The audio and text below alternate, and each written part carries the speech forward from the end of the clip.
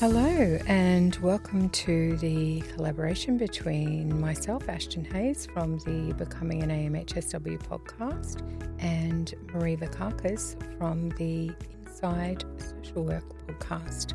We have been talking this week about money stories, money blocks, the worth of money, and we're just going to have a discussion about that and wrap that up for you today.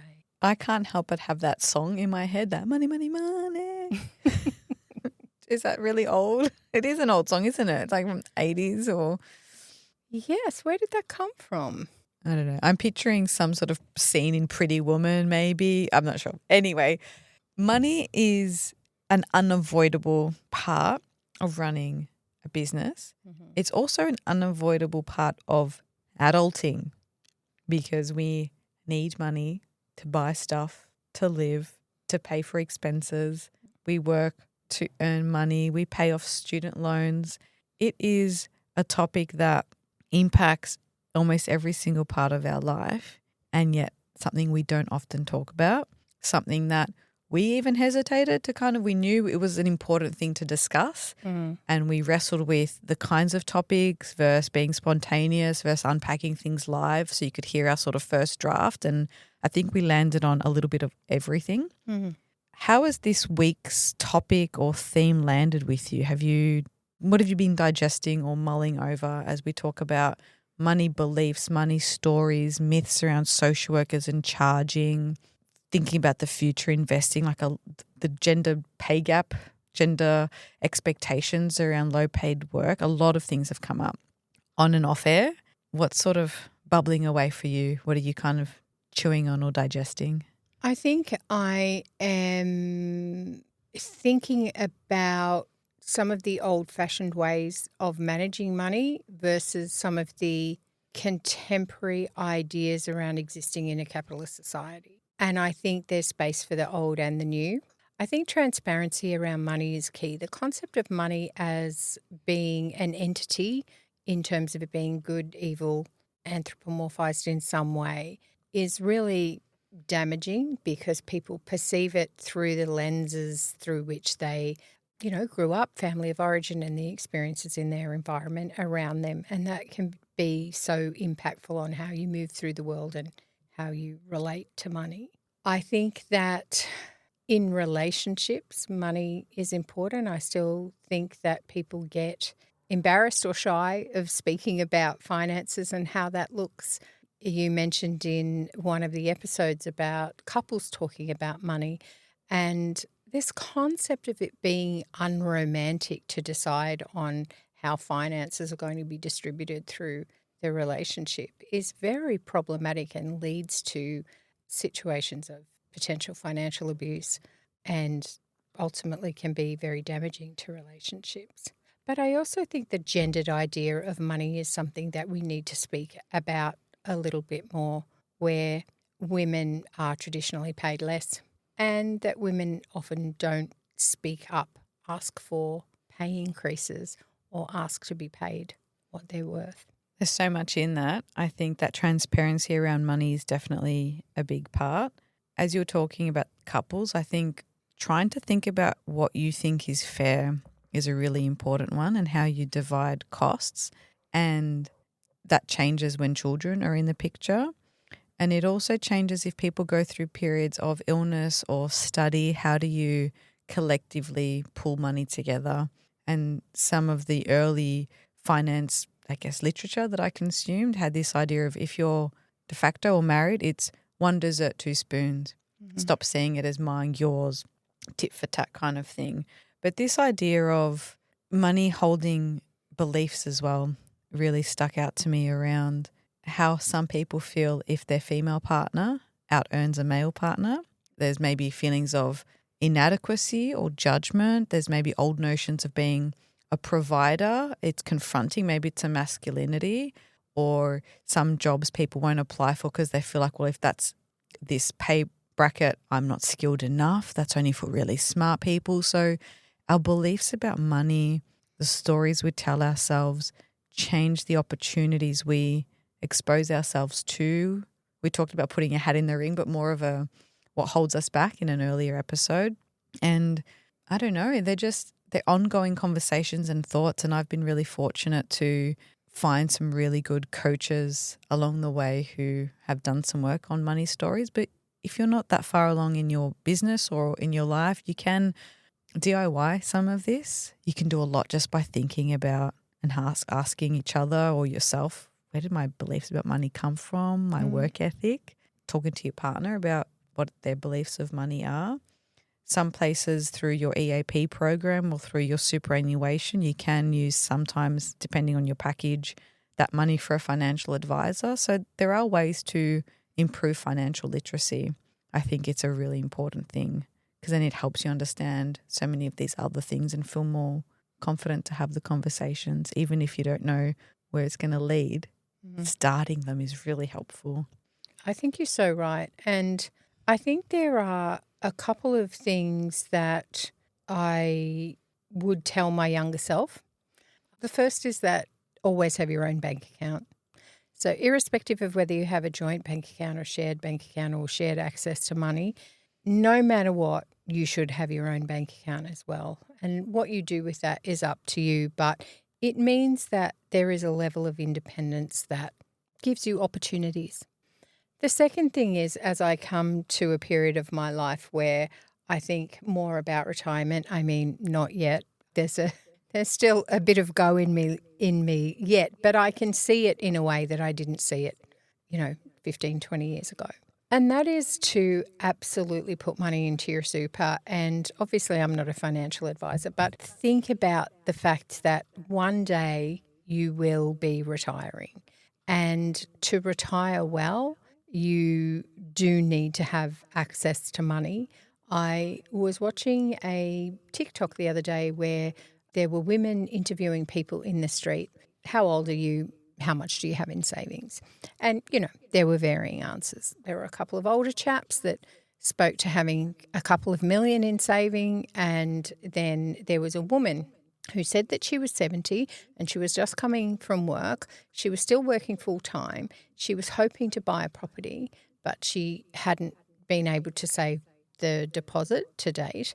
And her real concern was that she wasn't able to retire. And at 70, she really wanted to retire. And I think some of the things that we need to remember is there are generations of women who did not have access to superannuation. When you stay at home, if you choose to be a stay-at-home parent, options for retirement still need to be considered in that space. And I think that is something that I would tell my frivolous young self, that retirement will happen. Time does pass. Doesn't feel like it in your 20s, but it does. Yeah, I spend a lot of time thinking about that when I work with my mentees and supervisees. Even with some couples, it's really getting them talking about, if you're having children, how your super is being contributed to and how costs of childcare, it's not against one person's wage, it's as a collective. And really thinking intentionally about that, how you handle it, because the compound interest or the compound exposure to your industry is significant. And so if I could go back in time and do something different, it would be to put 5 or 10 grand in shares and just leave it there. That compound interest, the earlier you do it, the quicker you do it, the better the results. And so educating yourself around those things and starting to have those tough conversations is so important, because I've seen it, and I've seen it go poorly and I've seen it go really well, where people think they're on the same page and they might say, look, we're really excited to have kids. They've always wanted to be a dad, or she's always wanted to be a mum. And then they have kids and it's like, no, this is my money. And I've seen people, I've heard stories and I've read on Quora or Reddit where people are like, he's expecting me to pay him back for the bills that he paid while I was on parental leave. Is that normal? No, that's not fucking normal. That's not okay. If you're raising someone's child, those expenses should be reallocated in a way that matches the contribution of child rearing. And so you can't have those conversations if you don't feel comfortable to talk about money. You need to start somewhere. So this goes not just into what we charge for our worth, it's how we feel worthy as people. It's capitalism, consumerism, economics, our financial security. It's a big topic. And I've done a lot of study, over a decade of tertiary study, and there was not one single subject around finances. In high school, unless you chose accounting, there was not a single talk, workshop, anything about financial literacy. And yet it can make or break you. It's incredible. So I think it's a topic we need to keep talking about. And if people have questions, I would love to hear them, because I'm happy to do another series on this or another episode, a joint one, a solo, whatever, depending on, whatever you want, let us know, because we need to talk about this. And we're talking about it as two business owners, social workers with complex money stories and different generations. And so I think we can add a lot of food for thought to this. I definitely think we can. And, it's not about us giving financial advice, obviously, because we're not financial advisors. But what we're doing is sharing our own stories. We would love to share your stories, and just opening up that space to have a discussion about something that does feel uncomfortable, but ultimately ignoring it will be to your detriment. And there is the potential here through transparency to create a whole heap of new, very healthy stories. Yeah, absolutely.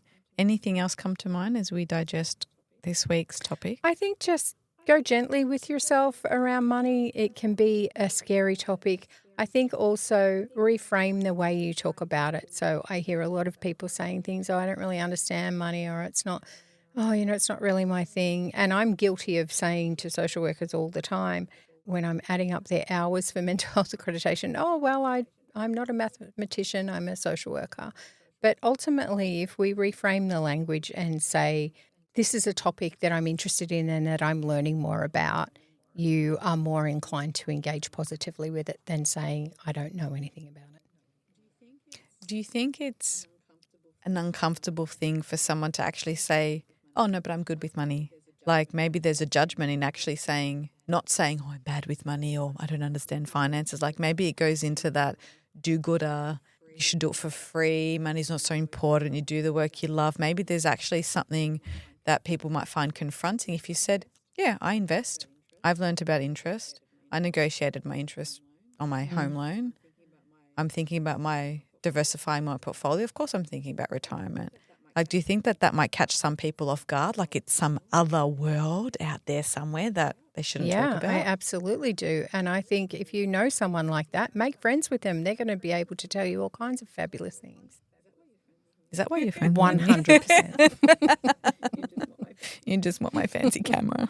Maria's talking about her new podcasting camera, which came up in discussion and was an investment that she made. And because I too like things that are sparkly and shiny, I'm very keen to get involved in her camera by purchasing one of my own. Listeners, I am not going to do that right now. I'm just winding you up. But maybe by the time this has been released, you might have. It's a very pretty camera.